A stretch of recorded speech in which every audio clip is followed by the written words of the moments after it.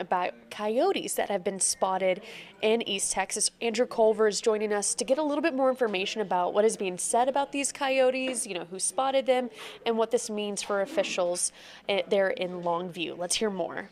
Andrew, hi. How are you doing? I'm Care and Adoption Center. Just got just through finishing speaking with the executive director, Jenna George.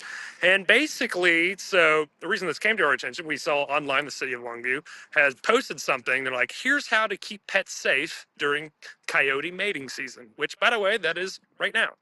Coyote mating season during a time, obviously, coyotes are there throughout the year and whatnot, but people have been seeing an uptick in them, or at least been calling the Longview Animal Care and Adoption Center and animal control more often off of hearing their sounds at night or also just seeing them.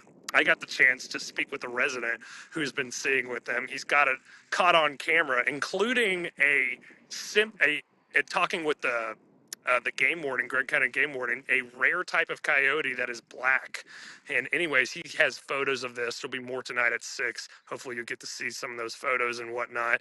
But talking with the residents, and he was speaking about how about a year ago during this time, it was mating season, he saw a coyote walking off with a neighbor's dog in its mouth. They said his dog ran him off and whatnot.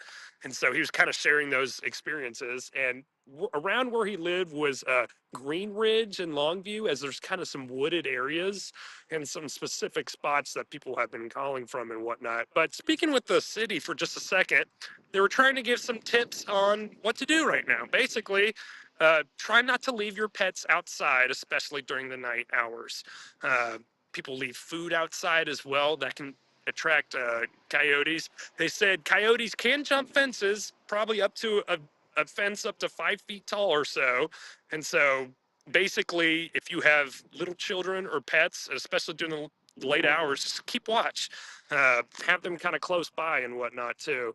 And so also, I got to speak with the Gregg County game warden that I also mentioned early on. And he was saying basically that one of the things that people call them all the time, but partly because coyotes will injure animals. And then people then feel the need to bring these animals in. He says, please do not do that. They can carry diseases. Coyotes can give off rabies and whatnot and everything too. The best thing to do is if you hear coyotes, you see coyotes, you maybe see an injured animal or something, leave it alone. That was his main piece of advice just for people here today. And so there will be more tonight at 6 o'clock on just people's experiences and what they've seen, and especially giving a look at that black coyote too, which I found interesting myself. I agree because you don't usually see that. And growing up in East Texas, you hear them from time to time, but it's so important to remember the the things, the ins and the outs of making sure you're staying safe, your family staying safe, and of course your pets as well. That's part of the family and your livestock. So great things to keep in mind. Thank you so much, Andrew, for again bringing this to our attention. And yes, looking forward to those photos of that black coyote later tonight. Absolutely. Thank you, Hannah, for having me on. Of course, anytime. Thank you so much. All right, now, okay, so we're going to focus now